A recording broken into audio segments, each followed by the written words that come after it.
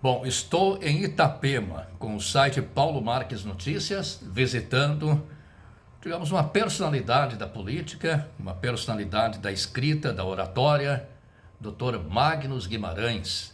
Dr. Magnus, que para quem conhece a história de 13 de maio, tem que conhecer o Dr. Magnus, né? Pois ele foi deputado federal, numa época muito difícil, né? Duas vezes, cumpriu 2 mandatos de deputado federal, de 1975 a 1982, representando 13 de maio, né?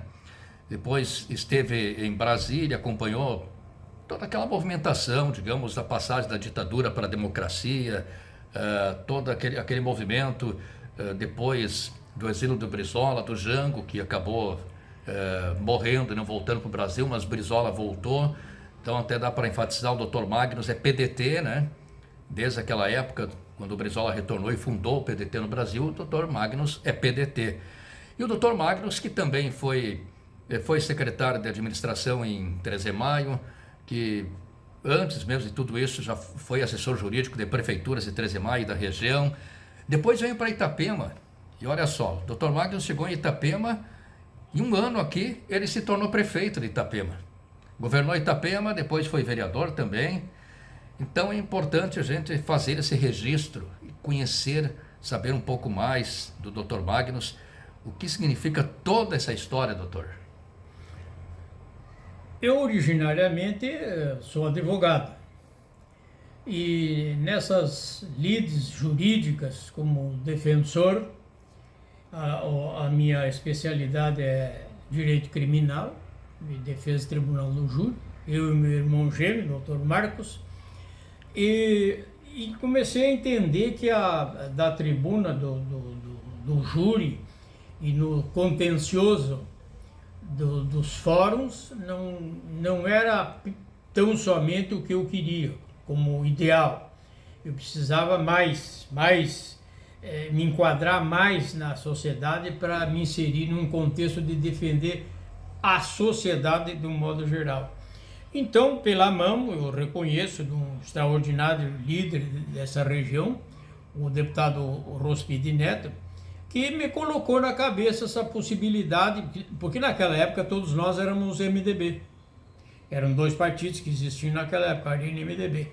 Então, pela mão do Rospide, nós visitamos os diretórios dos municípios da região e quis Deus e a coragem de todos nós, eu me elegi deputado federal em 74 a primeira vez, depois repeti em 78 e a terceira vez não consegui porque houve uma modificação na legislação eleitoral e por essa legislação o voto vinculado.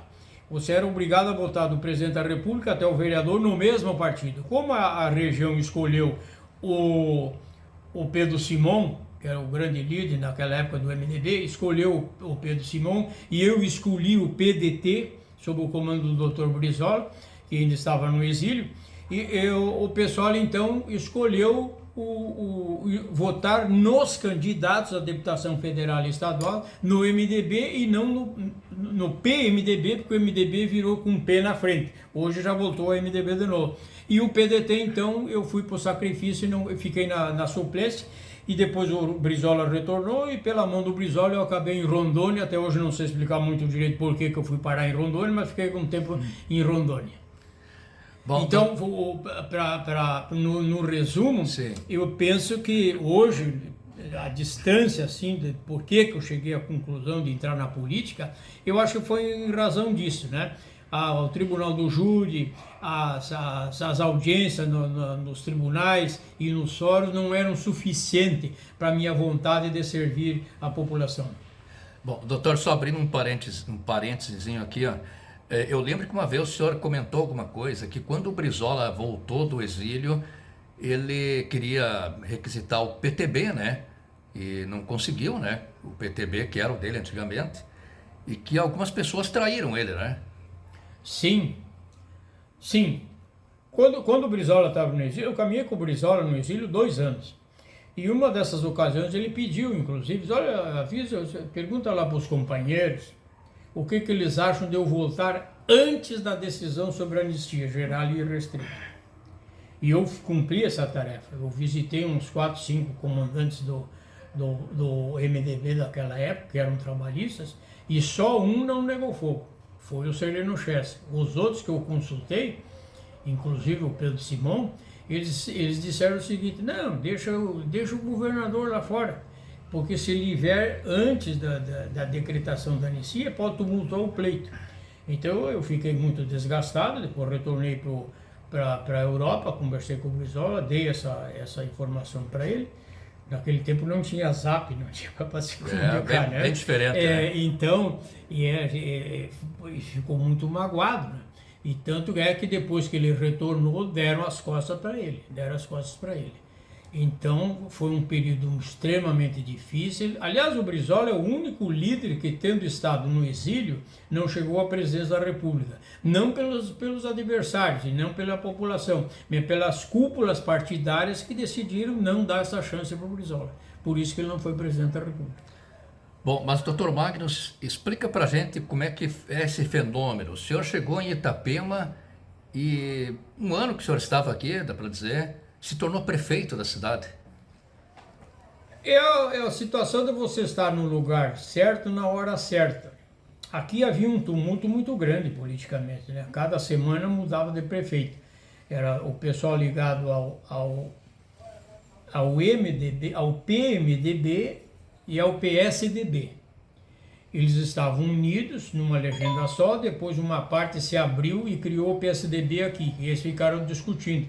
Então um entrava no Tribunal de Justiça e recebia mandado e ocupava a prefeitura, porque um estava de prefeito, o outro estava de vice. E nessa confusão eu apareci aqui.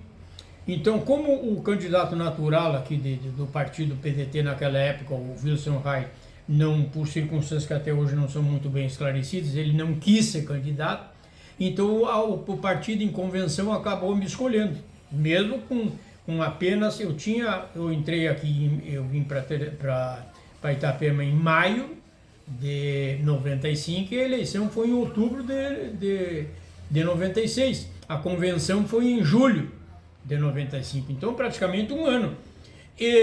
Então, como eles entenderam que se o PDT escolheu o Magnus, que é de fora, a candidato, então o MDB pensou, não, então vou me lançar candidato. E o PSDB também entendeu, não, quem vai ganhar a eleição sou eu, porque eu ganho. Então o PSDB também lançou candidato. Então a tida como direita naquela época se fracionou.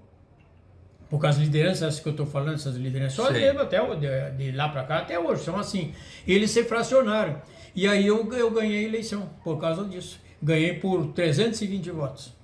E depois o senhor ainda teve um mandato como vereador aqui, né? Depois me candidatei para manter vivo o partido. Eu fui na administração seguinte, além daquele que me sucedeu, eu fui candidato a vereador e me elegi. Hoje eu não tenho mandato, a minha função hoje no Estado já há alguns anos, cerca de uns, dá para dizer 10 anos, eu com os companheiros, principalmente de Balneário Camboriú, eu faço palestras políticas doutrinárias por todo o Estado de Santa Catarina, visitando os municípios, com o companheiro Dr. Alain, que é uma grande liderança de Balneário e da região, e ainda tem o site no YouTube de modelos de aquilo que eu penso sobre política, mas no campo da pregação doutrinária. As orientações. E desenvolvo uma certa tese aí que é interessante observar mais adiante. Tá certo. Mas, doutor Magnus Guimarães, saindo então da política, indo para a escrita, o senhor também é escritor, né? E faz parte da Academia de Letras aqui do Estado de Santa Catarina, já lançou livros aí junto com o seu irmão também, e tem um livro para ser lançado nos próximos dias aí. Sim. É interessante, agora é uma outra etapa. Além de eu continuar com a pregação doutrinária, eu sou advogado aposentado, mas continuo trabalhando, sou assessor jurídico da Secretaria Municipal de Educação. Então eu não tenho parado. Eu tenho um acervo muito grande de informações que eu recebo e gosto. Então, digamos que eu vou agora para uma terceira etapa, como escritor. Então eu venci aquela etapa de advogado, um criminalista, a fase de política, vou continuar na fase política como apenas na parte doutrinária, pregação ideológica, mas agora uma terceira parte que para mim é fundamental, é colocar no livro o que eu aprendi. Então, junto com meu irmão, nós editamos esse Liberdade e Crime, que esse livro aqui foi editado lá por Brasília, depois o meu irmão fez o autógrafo em Campo Grande, porque ele é um advogado muito conhecido em Campo Grande e todo Mato Grosso do Sul. Fizemos o lançamento também em Brasília, fizemos aqui em Itapema e Florianópolis. E agora eu faço parte eu sou membro da Academia Itapemense de Letras, eu faço parte das antologias literárias, essa é a terceira, então eu tenho sempre de 200 páginas, eu tenho umas 20 páginas, crônicas, que eu gosto muito de escrever crônicas e poesias. E eu tenho no prelo um ensaio político, são 50 laudas, pregando o que eu penso sobre o trabalhismo. É uma evolução além do que o senador Alberto Pasqualini, que é o ideólogo do partido era o PTB naquela época, PDT hoje, ele pregava que o trabalhismo defendia a tese de um capitalismo humanizado. Eu me atrevo a ir mais adiante, está tudo escrito nesse ensaio político. Eu me atrevo a defender a tese de que o trabalhismo deve ser um modelo econômico, não só um modelo ideológico e administrativo. Ideológico por sobradas razões, administrativo porque nós no passado, a moçada hoje não se lembra disso e nós somos riscados dos livros da história. Mas os governos trabalhistas se houveram perfeitamente, excepcionalmente bem nos governos trabalhistas no passado. Então, dentro disso aí, nesse ensaio político, eu prego o trabalhismo como um modelo econômico. O homem que trabalha e produz no ápice da pirâmide.